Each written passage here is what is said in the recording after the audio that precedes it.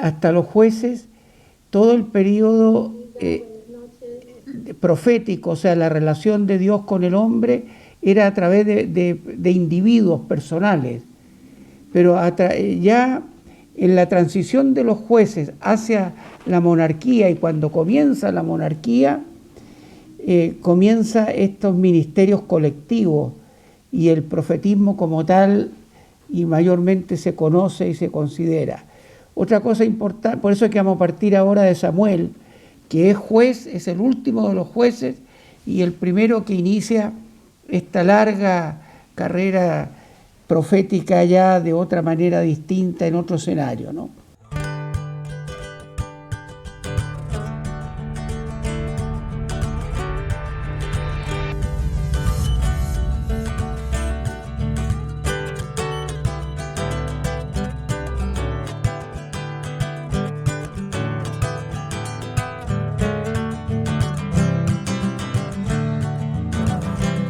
Iglesia Encuentro con Dios presenta TV Encuentro, un refrigerio a su corazón.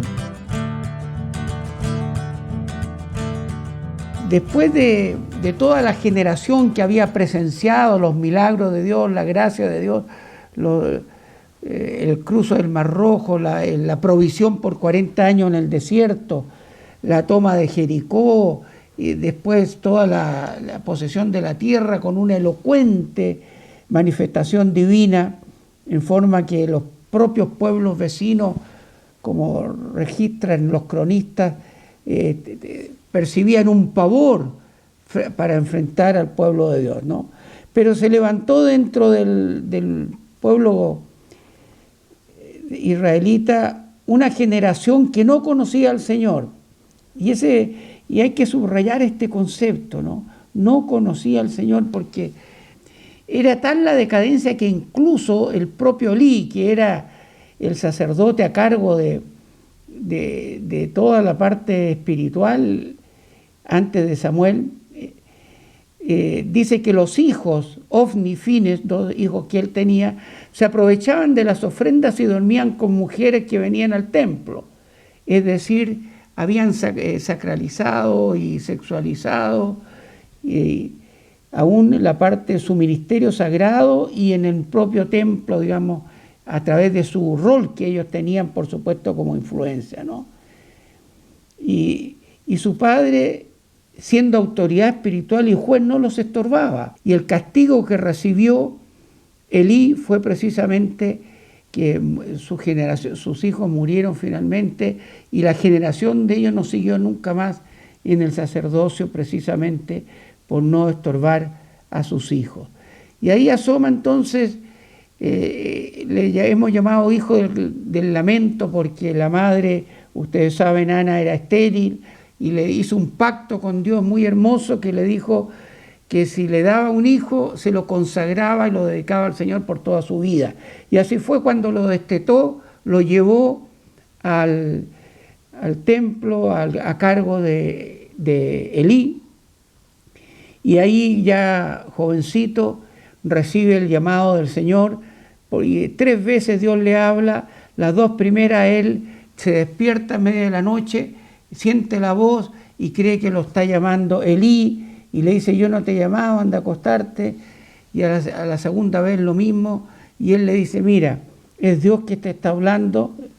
Lo mentorea, le explica cómo se manifiesta Dios seguramente, y le dice: a la otra vez que escuches, que te despiertes y escuches esa voz, dile: heme aquí, ¿para qué me has llamado?, ¿no? Lo instruyó al profeta: ¿para qué me has llamado? Habla, Señor, porque tu siervo oye. Si te llamare, dirás: habla, Señor, porque tu siervo oye. Qué hermosa enseñanza en este llamamiento, ¿no? A Samuel le pasó algo. Aquí están los hijos de Samuel, en este minuto, los que volvieron a la avaricia, los hijos de Elí, la parte sexual, acá el tema dinero. Hasta el día de hoy, muchas caídas pastorales o de líderes religiosos y de pueblo cristiano son por estas mismas tentaciones, tanto de la sexualidad como el tema del dinero. le va al pueblo de Israel y le dice: tú ya estás viejo, tus hijos no pueden heredar este ministerio, no pueden tomarlo porque por estas razones. Entonces piden ellos que haya un rey como tienen las otras naciones, ¿no? Entonces finalmente Dios le acepta a Samuel, le dice: mira, el pueblo no te está desechando a ti por tu vejez y por tus hijos, sino que me está desechando a mí, dice Dios, porque el propósito de Dios era constituir la teocracia. En esas condiciones entonces comienza el ministerio profético de Samuel, y ya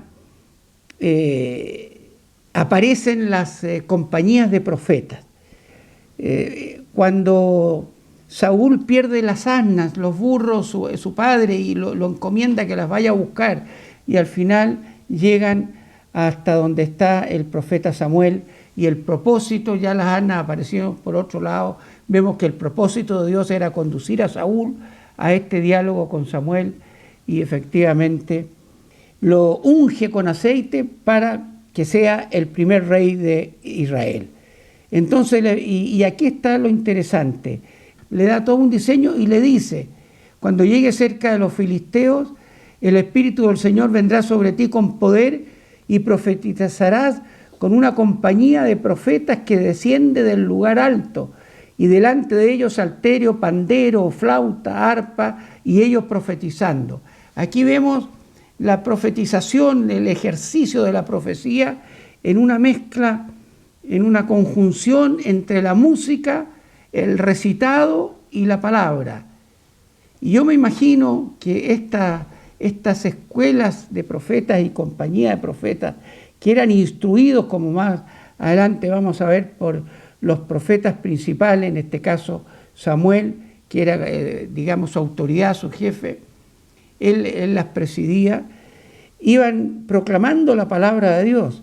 Y además le dice: el Espíritu vendrá sobre ti, con poder profetizarás con ellos y serás mudado en otro hombre. Y el pueblo decía el uno al otro: ¿qué ha sucedido al hijo de Cis, este campesino, que ahora está profetizando? ¿En qué minuto estudió de la palabra? ¿En qué minuto conoció cómo se sumó con tanta facilidad? Que quedó este dicho, un proverbio: también Saúl entre los profetas. Y muchas veces, por ejemplo, cuando San Pablo se convirtió, los propios cristianos que existían decían: ¿y Pablo, un cristiano? Si vino a mi casa, me persiguió, me metió preso. Un alcohólico, una persona que es redimida o quiere restaurar su matrimonio. Los cambios tan radicales que hace el Señor en la vida de las personas, y la gente se sorprende.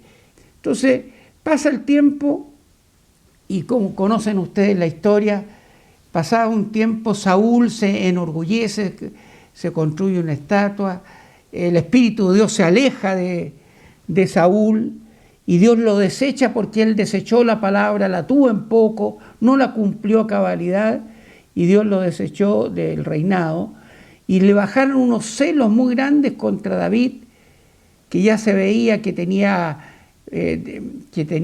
raigambre popular y gracia de Dios en el pueblo, y le fue dando envidia, y le lanzó una lanza, como está en la lámina, y claro, se esquivó, y ahí tuvo que arrancar. Y lo persiguió, al punto que la historia nos registra cómo David tiene que esconderse en la cueva de Adulam, recorrer los desiertos de Judea, arrancar de un lugar a otro huyendo, porque Saúl con personas mandaba matarlo, ¿no?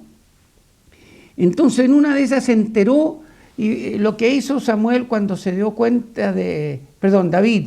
cuenta de esta persecución y su peligro de muerte, se fue a refugiar en el profeta Samuel. Pero las voces le dijeron y supieron y le comunicaron a Saúl que estaba con el profeta, con Samuel.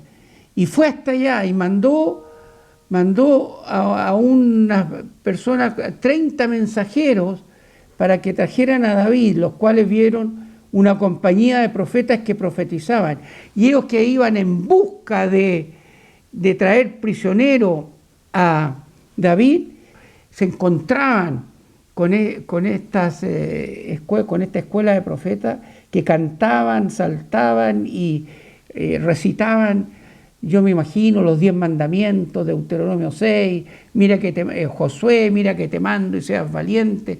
La palabra la hacían correr de forma artística, bella, con la música y la poesía, en fin, salmos, etcétera, para que el pueblo conociera de la palabra, pero con tal espíritu que se lograban estos cambios profundos en las personas y en estos mismos soldados que terminaban entonces profetizando. Y aquí vemos cómo la profecía puede contener las maquinaciones del diablo.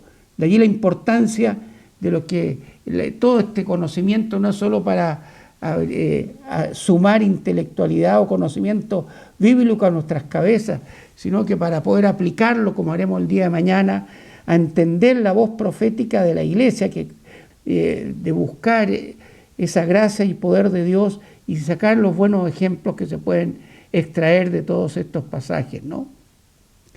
Entonces, al final el propio Saúl dice, no, que ya no creo, puede ser, dice, y él mismo va, y tanto es su ira y su odio con que va dispuesto en persona a tomar prisionero e incluso a matar, porque ese era el propósito de matar a David, que él mismo se encontró con esta escuela de profetas presidida por Samuel, vino el Espíritu de Dios y siguió andando y profetizando hasta que llegó a Nayot, ¿no? Profetizó igualmente delante de Samuel.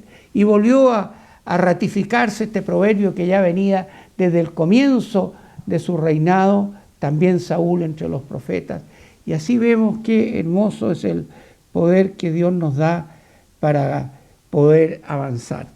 Ahora, estudiando lo que son las escuelas de profetas, vemos que, primero tener obviamente una autoridad que era el profeta principal, lo vemos en Samuel, lo vemos en Elías, lo vemos en Eliseo, ya lo vamos a comentar, lo vemos en Isaías, en distintas partes. Y mientras más abundaba la maldad, más abundaban las escuelas de profetas. Al parecer, por lo que se desprende de la Escritura, uno de los movimientos donde hay mayor apogeo de las escuelas de profetas junto con Samuel es en el reinado de Acab, con el profeta Elías. Y sabemos que Acab fue uno de los reyes más perversos que registra la historia de Israel, asesorado en comunión con Jezabel, que hasta en Apocalipsis aparece el nombre de esta perversa mujer. Y ambos entonces tienen un reinado totalmente idolátrico y tienen sojuzgado al pueblo en puras herejías y actitudes y principios completamente contrarios al Señor. Y ahí surgen las escuelas de profetas a tal extremo y se arma una competencia. Por eso había puesto cuando Elías encara allí al pueblo y le dice: ¿hasta cuándo claudicaréis vosotros entre dos pensamientos? Si el Señor es Dios, seguidle, y si es Baal, vayan en pos de él. Y el pueblo no respondió palabra. Y entonces ahí viene este desafío del altar y de construir un altar y poner un animal ahí, y cuando el que descienda fuego del cielo es demostración de que es el Dios verdadero. Y así fue como descendió fuego del cielo y quedó clarísimo. Y el mayordomo de Acab, Abdías, él esconde a 100 profetas en 2 cuevas de 50 en 50 y los alimenta a agua y pan durante un tiempo, porque Jezabel había hecho matar a todos los profetas. Y por eso Elías dice: quedo yo solo, he quedado profeta del Señor. Claro, a él le tocó luchar solo contra estos 450 de Baal y los 400 de Baal. Así que vemos que las escuelas de profetas, los seminarios teológicos, y yo creo que hoy día eso también nos está hablando a una nueva adecuación de los seminarios teológicos, no solamente para capacitación pastoral, sino que debemos pensar en el sacerdocio de todos los creyentes. Si tuviéramos una congregación donde la centralidad de la palabra fuera considerada a fondo, caramba, el poder de Dios se manifestaría tan grande, asociado con la música, que sí ha entrado con mucha facilidad en las liturgias cristianas evangélicas, pero falta este conocimiento eclesiástico, le llamo yo. Y por eso nuestro seminario teológico es un seminario teológico eclesiástico, seminario teológico para la congregación. No va a profundas especulaciones, sino que a las cosas necesarias para la salvación, un buen discipulado, entendimiento de la palabra, escudriñar las Escrituras, y que de cierta manera el pueblo protestante y evangélico en general lo hace. Llama la atención de que no todas las actitudes que tenían los profetas en la antigüedad tenemos que aplicarlas al Nuevo Testamento. La Escritura nos registra, y muchos de ustedes deben haberlo leído, que lo que hizo Elías con estos falsos profetas de Baal, dijo, tómenlos presos a todos, y los degolló. Entonces, caramba, cuesta hasta leer públicamente esos pasajes si es que no van con una explicación adecuada, con una hermenéutica precisa. Jesús dijo que el trigo y la cizaña van a estar hasta el final y tenemos que saber convivir con ellas. No sea que arrancando la cizaña extraigamos también el trigo y echemos a perder la semilla. Hay que entender que esta es una lucha contra el pecado, en forma distinta en el Antiguo que en el Nuevo Testamento. Y había que exterminar para no dejar ninguna raíz, como dice en el Nuevo Testamento, en el corazón tiene que ser erradicado toda raíz de pecado, toda raíz de amargura que contamina a muchos. Y ahí entonces donde se ve perseguido, él se deprime, se cobija en la noche debajo de un enebro y le dice, basta, basta, Señor, quítame la vida. Y un ángel va, lo viene, le da alimento, y después a la segunda vez que se sabe Dios le dice, levántate porque largo camino te resta. Pueblo de Dios que está escuchando en esta hora, levántate, largo camino nos resta. La iglesia hoy día debe buscar la fuerza, el poder, la gracia de Dios, precisamente para contrarrestar esta maldad imperante que como un tsunami arrastra con las naciones, los pueblos, los parlamentos, las culturas, las sociedades, y se intromete como el agua por todos los lugares que puede, aún en nuestras propias congregaciones, y debilita el cristianismo y la iglesia en su misión. Largo camino terrestre. Le faltaba, y llama la atención porque le faltaban 3 cosas antes de cumplir y acabar su ministerio. Estaba al final Elías, pero le faltaban 3 cosas. Y una era ir a ungir al rey de Siria, otro país, pero ahí se ve la soberanía de Dios que va más allá del pueblo cristiano. En segundo lugar, a Jehú, que era hijo de Nimsi, lo tenía que ungir como rey sobre Israel. Y le faltaba lo tercero que nos ocupa en esta hora. Y a Eliseo, hijo de Safat, de Abed-Mehola, ungirás para que sea profeta en tu lugar. Le faltaba también dejar a su sucesor en conocimiento que Dios lo escogía para hacer eso y haciéndole ver. Pero lo interesante que cuando le hace el llamamiento a Eliseo, le dijo Elías, quédate ahora aquí porque el Señor me ha enviado a Betel. Y Eliseo le dice, vive el Señor y vive tu alma, que no te dejaré. Y entonces descendieron ambos a Betel. Y saliendo a Eliseo, los hijos de los profetas que estaban en Betel le dijeron, ¿sabes que el Señor te quitará hoy a tu Señor de sobre ti? Y dijo, sí, ya lo sé. Y Elías le volvió a decir a Eliseo, quédate aquí ahora porque el Señor me ha enviado a Jericó. Y él dijo, vive el Señor y vive tu alma, que no te dejaré.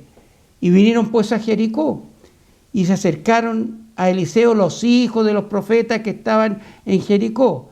Entonces ya vemos que en Betel, en Jericó, hay hijos de profetas. y después vamos a ver que se suman otras ciudades. Sabe que Jehová te quitará hoy y tu Señor está sobre ti. Ya también esta escuela de profetas habían percibido que el fin del ministerio y de la vida de Elías estaba llegando a su fin. Y después lo mismo lo envía al Jordán, tercer lugar donde estaba, ¿no? Y vive el Señor y ve tu alma que no te dejaré. Fueron pues ambos y vinieron 50 varones de los hijos de los profetas y se pararon delante a lo lejos, y ellos dos se pararon junto al Jordán. Tomando entonces Elías su manto, lo dobló, golpeó las aguas, las cuales se apartaron a uno y otro lado y pasaron ambos en seco. Y cuando habían pasado, Elías le dijo a Eliseo, pide lo que quieras que yo te dé. Y ahí tenemos esa famosa y conocida frase tan inspiradora: una doble porción de tu espíritu sea sobre mí, que fue la petición que hizo él. Y en la portada, que muy bien hizo nuestro querido pintor y pastor Emilio Hernández, le pedí que abajito, usted ve al otro lado del Jordán, hay una sombrita como un pueblo, como gente que hay ahí, en el momento del arrebatamiento al otro lado, porque la Escritura dice que estos 50 profetas que estaban los que estaban en el Jordán, que estaban a la otra orilla de donde fue el rapto de Elías, viéndolo, dicen 2 Reyes 2:15, viéndolo los hijos de los profetas que estaban en Jericó al otro lado, dijeron, el espíritu de Elías reposó sobre Eliseo, y vinieron a recibirle y se postraron delante de él. Y el propósito de estos viajes se ve que no hay otro, era dar a conocer a esta escuela de profetas que ahora tenían un nuevo líder espiritual, una nueva autoridad, que era Eliseo, y ellos lo reconocen por la manifestación que Dios hace de que se separan las aguas para que él regrese a la orilla del Jordán, y se postraron delante de él, o sea, se humillaron reconociendo su autoridad. Hay un momento ahí ya con Eliseo, cuando le dicen, somos muchos, no cabemos aquí, necesitamos un lugar que moremos contigo, donde están ahora es estrecho, un diagnóstico de la realidad. Vamos al Jordán, tomemos allí cada uno una viga, estrategia, cada uno tomando una viga, una parte, un ministerio, colaborando, y hagamos allí lugar para que habitemos todos. Y le dijeron, te rogamos que vengas con nosotros, Eliseo. Él respondió, yo iré. Fue con ellos, cortaron la madera, y mientras uno cortaba un árbol, se le cayó el hacha en el agua, y gritó diciendo, ¡ay, Señor mío!, clamando.